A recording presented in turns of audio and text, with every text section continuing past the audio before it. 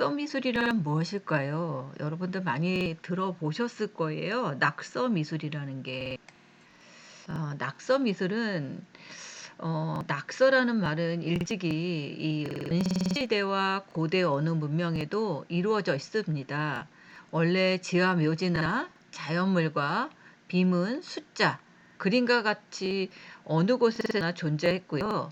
낙서가 미술의 주제로 등장한 것은 제2차 세계대전 이후부터라고 볼 수 있습니다. 본격적으로 일어난 것은 1960년대 말입니다. 이 사이트러이 그리고 잭슨 블러 이 사람들이 이 낙서의 표현 방식에 관심을 보였고요. 또 안토니 타피에스 이 사람들은 도시의 벽을 주제로 한 이미지로 낙서를 포함시키는 방식에 관심을 가졌습니다.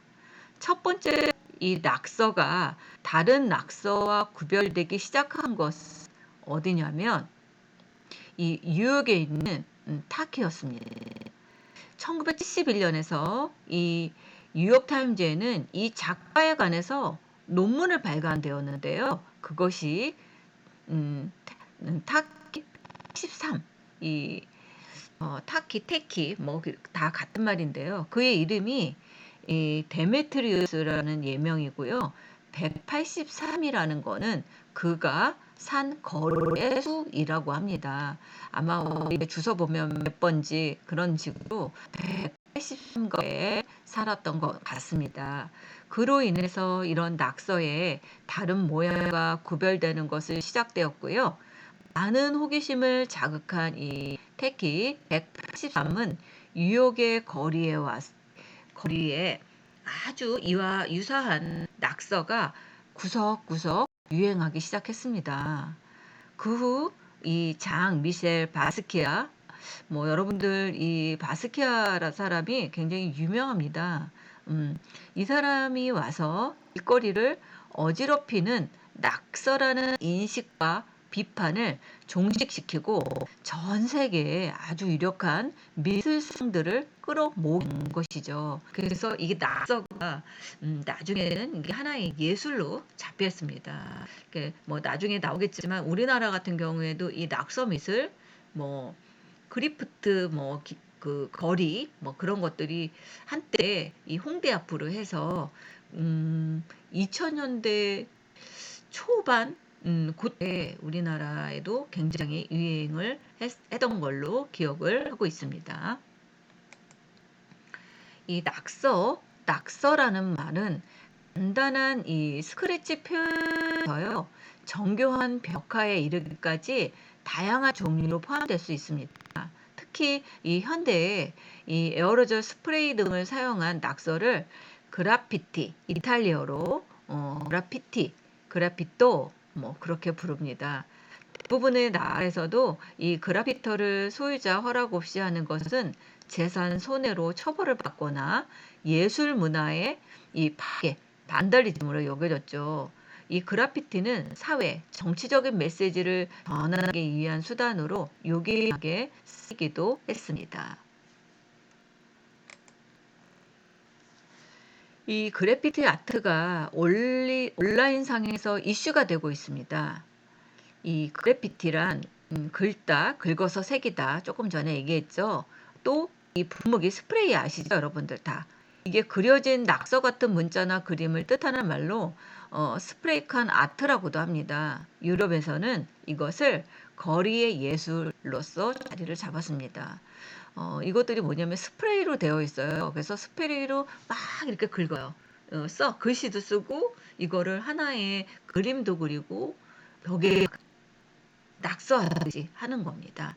그래서 이 스프레이를 가지고 다니면서 막 이름도 쓰고 타이포그라피도 쓰고 그림도 그리고 뭐 간단한 그림이나 뭐 정밀하게 그리기도 하고 그런 것들이 이제 막 이제 유행을 타깃을 했다는 것을 알 수 있습니다. 이 현대 그래피티는 1960년대 말 미국의 필라델피아에서 콤브레드와 쿨 업이라는 이 서명을 남긴 인물로부터 시작했으며 뉴욕의 브롱크스 거리에서 낙서화가 번만하면서 이제 본격화됐습니다. 처음에는 이게 시작된 것이요. 반항적 이 청소년들과 흑인, 그 다음에 푸에르토리코인 같은 아주 소수 민족들이 주도를 했다고 합니다. 그래서 분무 페인트를 이용해 극채색과 격렬한 에너지를 지닌 속도감 있고 도안화된 문자들을 거리의 벽에 그렸던 것이죠. 이것들은 충동적이며 장난스럽고 상상력이 넘치는 것들이었습니다. 그래서 그래피티가 도시의 골칫거리에서 현대 미술로 자리 잡은 것은 이 장 미셸 바스키아와 키스 헤링의 공이 아주 컸습니다. 그러니까 이 골칫거리고 이 낙서 같은 벽에다가 이것을 막 찍찍찍찍 가고 다니니 얼마나 지저분했겠어요. 그리고 이거를 잡을 길도 없었고, 근데 이 장 미셸 바스키아하고 키스헤링은 이거를 아주 예술로 그렸습니다. 그래서 이 바스키아하고 키스헤링이 아주 유명한 사람이 됐죠. 그래서 이 낙서의 대표적인 이 공을 제일 큰 사람이 이 장 미셸 바스키아와 키스헤링이 볼 수 있습니다. 이 벽이나 이 바닥 등에 그리는 그림을 그래피티라고 불어요. 처음에는 거리에 낙서가 많아지면서 심각한 이런 도시 문제로 떠오르기도 했지만, 이런 독특한 기법과 또 뛰어난 상상력, 그리고 사회적인 매를 담은 그런 그림들이 점차 인정을 받게 됐다는 거죠. 그러면서 거리의 예술로 주목받게 되었습니다. 특히 이 80년대 들어오면서 뛰어난 이 아티스트들이 등장하고 그래피티 전시회가 개최되며 미술의 한 영역으로 성장하게 됐습니다. 국내에서는 이런 힙합 문화의 대중화와 함께 그래피티가 알려지기 시작을 했고요.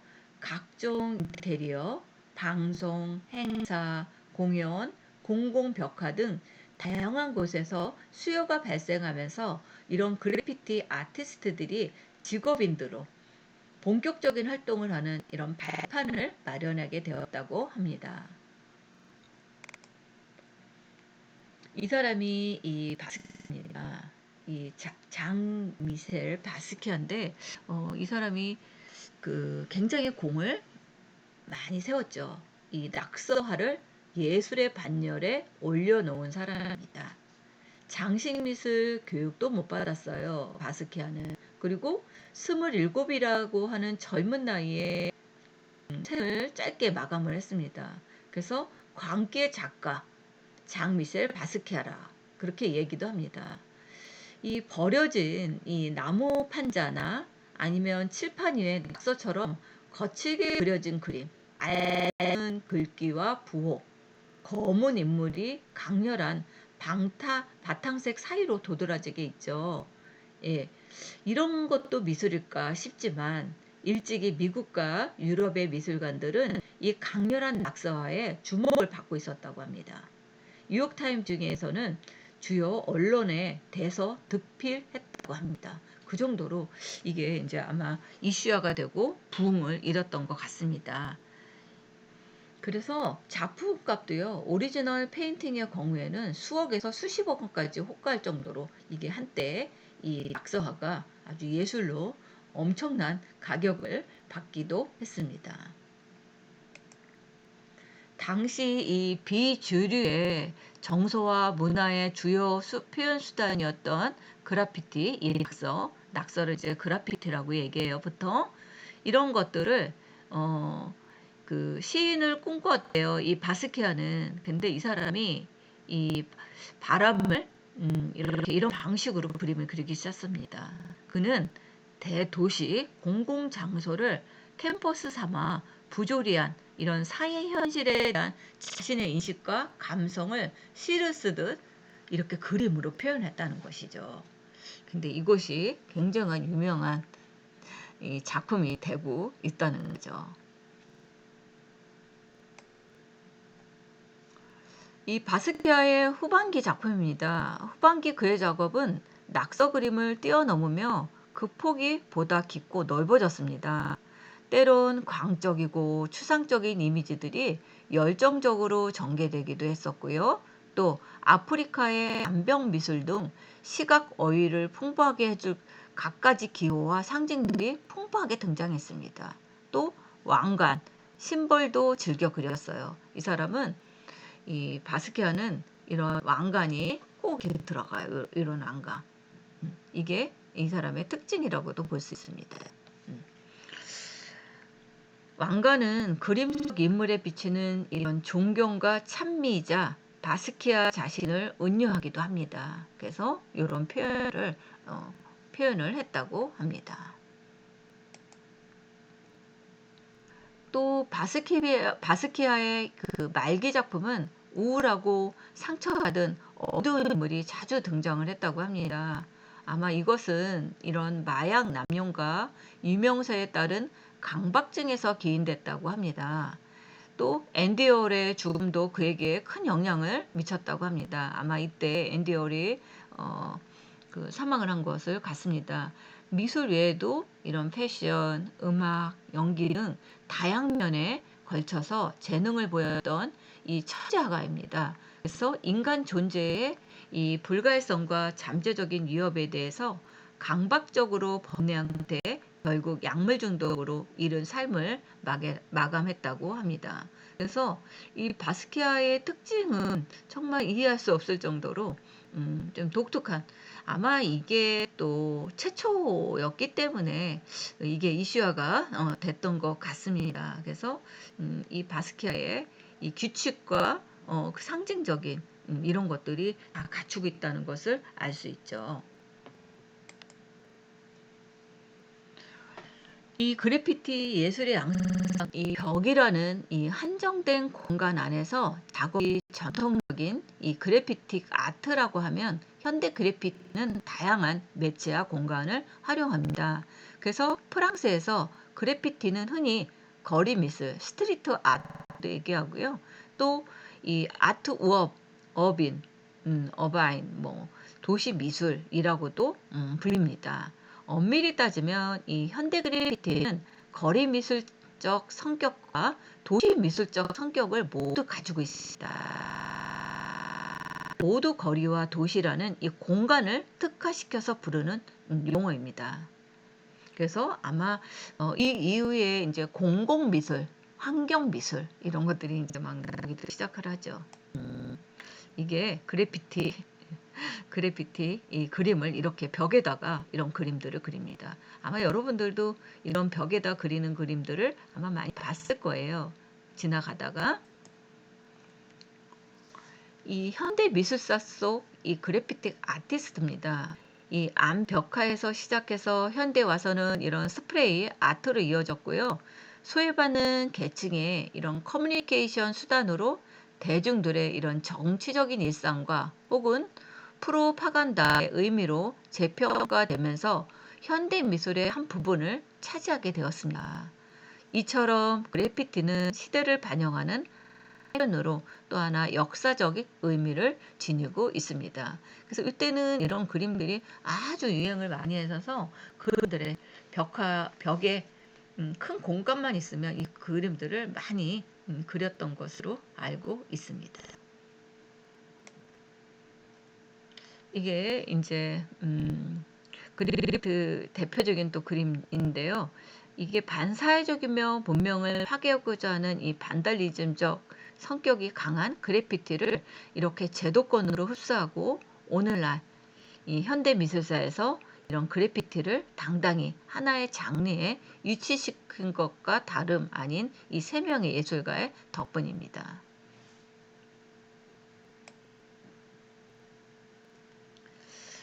첫 번째는 이 바스키아도 영향을 미쳤고요. 그 다음에는 이 키스 헤링입니다. 아마 저번에 아마 이 키스 헤링에 대해서 설명을 했을 겁니다. 근데 이 그래피티에 대한 설명은 안 했죠. 이 키스 헤링의 그래피티는 이 낙서와 예술의 경계입니다. 키스 헤링은 이 1976년 이 피츠버그 캘리지 그래픽 디자인 과정에 1978년 뉴욕의 명문 시각예술학교 등에서 입학해서 정식 교육을 받았지만 중도에 포기했어요. 그리고 지하철, 클럽, 건물 벽 등에 그림을 그리기 시작했습니다. 이런 공공기물 훼손죄로 경찰에 잡혀가는 일도 있었대요. 하지만 사람들 일상에 예술을 두고자 했던 그의 시도는 금세 성공적인 반응을 이끌었습니다. 나는 예술가로 타고났고 따라서 예술가답게 살아야 할 책임을 생각하다.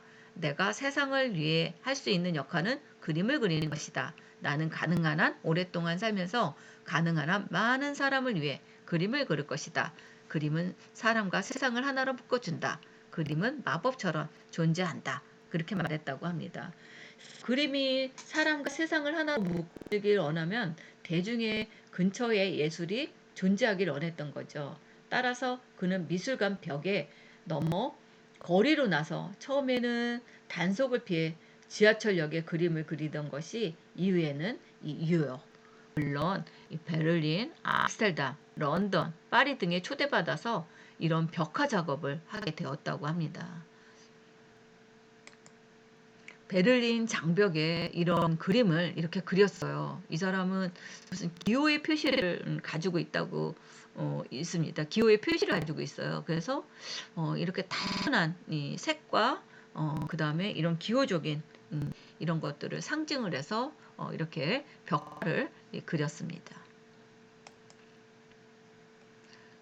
그리고 이 북미의 키스에린과 이 바스키아는 70년대, 80년대에 이 그래피아를 현대 미술로 대중에게 알린 역할을 했습니다. 이건 북미의 그래피티 아티스트들을 이런 태그, 그래프, 자유 스타일 등 다양한 이런 방식의 그래피티를 구사했습니다. 그래서 이런 그 색들을 보면 키스 헤링은 이런 원색의 아주 그 단순한 형상으로 이런 하지만 아주 핵심적인 것들이 있어요. 그리고 아주 자세한 게 아니에요. 그렇지만 이런 그 그림이나 이런 형태나 이런 것들을 보면 굉장히 뭐가 있어요? 음, 그 딱 핵심적인 것들이 있죠. 그리고 뭔가를 메시지가 담겨졌다는 말입니다. 이것들이 이제 이 시대에는 굉장한 이슈화가 됐던 걸로 알고 있습니다. 그리고 이거는 1982년에요. 뭐를 했냐면 뉴욕의 이 휴스턴의 벽화입니다. 그리고 또 2008년에도 이런 그림들을 막 그렸고요. 그래서 이 그 벽화에 사람들이 이 앞에 이제 포토전이 된 거예요. 사람들이 이렇게 막 움직이고 가고 재밌는 이런 요소들을 벽에다가 이렇게 그려서 사람들이 그 앞에서 이렇게 포토전으로 사진도 찍고 하나의 명소가 될 정도로 굉장히 이슈화가 됐던 걸로 알고 있습니다. 이거는 이제 피사에 있는 벽화입니다. 이렇게 뭐 암스테르담, 뭐 피사, 뭐 여러 가지 여러 베를린도 갔었고 이런 유럽 쪽에서도 아주 인기가 많아가지고요. 이 벽화라는 유명한 벽화들은 그림들을 다 그린 것으로 알고 있습니다. 그래서 이렇게 사람들이 막 다니고 물고기도 있고 뭐 여러 가지 형상적인 것들도 있고 뭐 천사도 있고 뭐 여러 가지 다양한 것들이 있죠. 근데 엄청난 크기죠, 이게. 사람은 이만해요. 여기 이렇게 있어요. 근데 이렇게 큰 엄청난 벽화들을 굉장히 많이 그렸던 것으로 알고 있습니다. 몇 미터인지는 정확하게 나와 있지 않지만 엄청나게 큰 것으로 알고 있죠. 또한 이 키스헤링은 이런 독특한 속도감을 지닌 간단하면서도 개성이 강한 그의 드로잉은 많은 사람들의 주목을 받았습니다. 이게 이제 이 사람은 나중에는 이제 이런 그림들을 그렸는데 처음에 이제 벽화로 시작을 해가지고 나중에는 굉장한 상당한 이 많은 그림을 그린 것으로 알고 있습니다. 이 사람의 특징은 정말 속도감도 느껴져요. 그리고 아주 간단해요, 그림이. 음. 그리고 개성이 강하죠. 그래서 이것들이 사람의 주목을 받습니다. 그리고 이 그 키스의 대부분은 그 검은 테두리가 있다는 거예요. 이렇게 그림에 다 테두리, 검은 테두리가 있죠. 그리고 이것들은 그 아크릴 물감 그리고 분필처럼 간단한 사용과 경쾌한 색채를 표현할 수 있는 매체로 사용을 했다는 게 특징입니다. 그리고 히세링의 베를린 벽화는 1980년대 이런 미술의 특성을 벽화에 쏟아내어서 이 80년대에 엄청난 그 유럽에서 이슈화가 됐습니다. 우리나라도 우리나라는 좀 늦게 들어왔는데요. 우리나라는 제가 알기로는 이 90년대 초로 알고 있습니다. 그래서 이 90년대 이 그래피티라는 것이 1980년, 90년 그래가지고 이것들이 나중에는요. 이 2000년도 다 돼가지고는 굉장히 활성화가 됐었어요. 그래서 우리나라는 좀 늦게 왔죠. 이 그래피티라는 게 이 미국으로 시작을 해서 유럽으로 번져서 그 다음에 우리나라로 온 결과라고 볼 수 있겠죠. 근데 이제 키스헤링은 이런 것들이 굉장히 그 독특한 속도감 또 색채감 그런 거 그리고 테두리가 이 블랙으로 다 검정색으로 되어 있다는 것을 우리가 알 수 있고 이 색들도 보면 어떻게 보면 이제 원색 같은 색들만 사용을 했다는 것을 또 알 수 있습니다. 또 헤링의 그래피티는 다원적인 양상을 보여줍니다. 1981년 처음으로 이렇게 지하철역 광고 패널이 검은색 종이를 덧붙인 곳에 분필로 낙서를 했대요. 헤링은 벽화를 제작할 때 모든 주변 사람이 다 들을 수 있도록 음악을 크게 틀고는 사람이 많이 모인 곳에서 이렇게 재빨리 그림을 그렸다고 합니다. 아마 이러한 작업까지도 일종의 이벤트라고도 생각한 듯한 것 같아요. 히히히 하는 이런 표정을 지었죠. 이 뱅크시입니다. 뱅크시도 아주 유명하죠. 뱅크시는 영국을 베이스로 활동하는 그래피티 아티스트이자 낙서화가, 현대미술가, 영화감독, 전 세계적인 주목을 받고 있는 아티스트임에도 불구하고 성별은 물론 생년월일, 국적, 심지어 뱅크시라는 이름조차 확신할 것 하나 없을 정도로 베일에 갈려진 수수께끼 같은 인물입니다. 최근 영국 록스타 중 한 명이 뱅크시로 지목되었다가 아직까지 확실한 바는 없습니다. 이게 뱅크시는 누구인가입니다. 뱅크시 활동은 어느 그 낙서 화가들처럼 아무도 신경 쓸 것 같지 않은 거물의 벽에서 시작했다고 합니다. 그는 1990년대쯤 영국 브리스톨을 중심으로 지역 곳곳에 그림을 그렸대요. 서명도 저작권도 없는 거리의 그림들을 잠깐 해닝들의 시선을 뺏으려고 거리 예술의 역할에 충실했다고 합니다.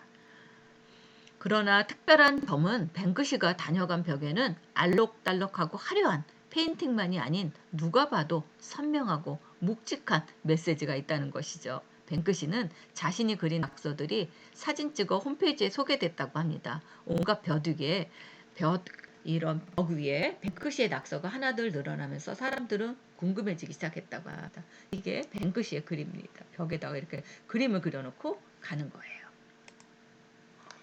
또 깨진 벽면 속에 드러나 붉은 벽돌의 모양에서 뱅크시는 쥐를 연상했다고 합니다. 이게 이제 깨진 벽돌인데 이거를 쥐로 이렇게 그림을 그린 거죠. 그죠?